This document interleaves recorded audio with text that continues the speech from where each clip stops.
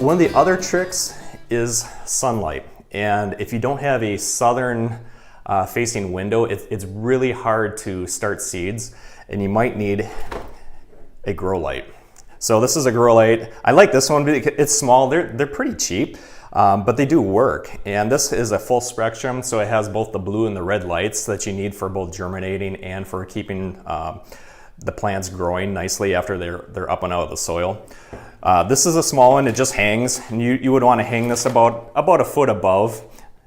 So this plugs in. I took the cord off just for the video, but this plugs into a standard 110 volt outlet, and it gives that nice consistent lighting to get those seeds to germinate if you don't have a lot of sunlight in your house. And it takes a lot of sunlight. There's a huge difference between starting seeds in home versus like in a greenhouse like I have. There's just a ton of light coming into the greenhouse, and it's a lot easier. So if you don't have that and you only have a few windows, you might want to invest in a grow light. That just makes it'll help your success go up.